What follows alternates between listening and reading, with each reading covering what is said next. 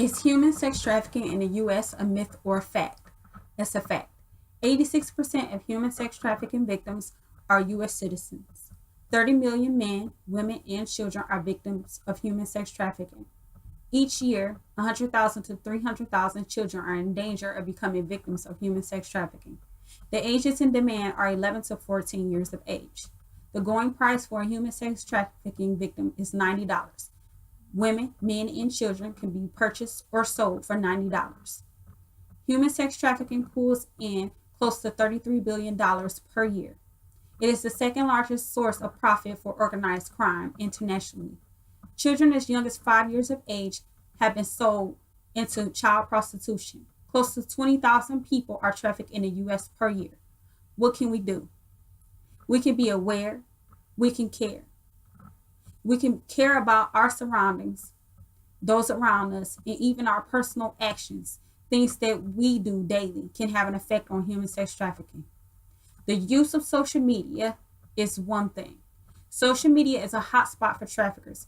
We add people we don't know. Sometimes we're able to build bonds and relationships with these people, but everyone isn't always that lucky. Some people build relationships and bonds only to find out the person they've been talking to is a trafficker and they are now a victim. We all check in and show our friends on social media our activities for the day. We as adults, teens, and parents show our activities, giving people access to our schedule and our habits, making us and our families vulnerable. Meeting new friends. We all want to be social and inviting, but we have to discern. We have to discern who we allow in our lives, and we may even need to be aware of those in the lives of those around us. When it comes to others, and whether or not they could be a victim of trafficking themselves or even a trafficker. Signs to look for in case you believe someone around you is a victim of trafficking is numerous people in their households. They may not have a form of direction. They may not know the address or the neighborhood in which they reside. They could be one who doesn't speak about their family or family life much, or they could be very quiet, or timid, or sheltered, meaning you don't have much contact with them outside of school or work, even when you request to do so. You never want to pry, but it does help to ask if everything is okay. Human sex trafficking is a big issue in the U.S. and is hitting well in most cities, especially those with sporting arenas, truck stops, busy malls, massage, hair, and nail parlors.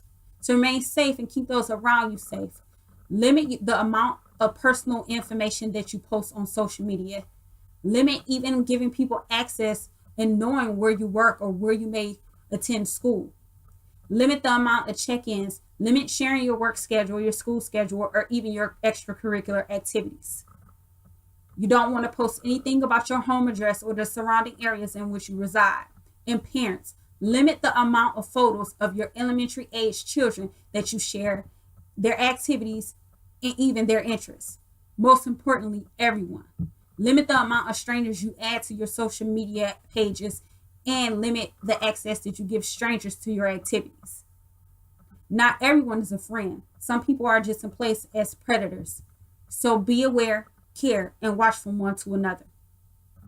If you have any questions or concerns and think maybe you may know someone who's a victim of human sex trafficking, the National Trafficking Resource Center hotline is open 24 hours a day, 7 days a week, 365 days a year, and your call will be confidential. The number is 1-888-373-7888. Thank you, and God bless.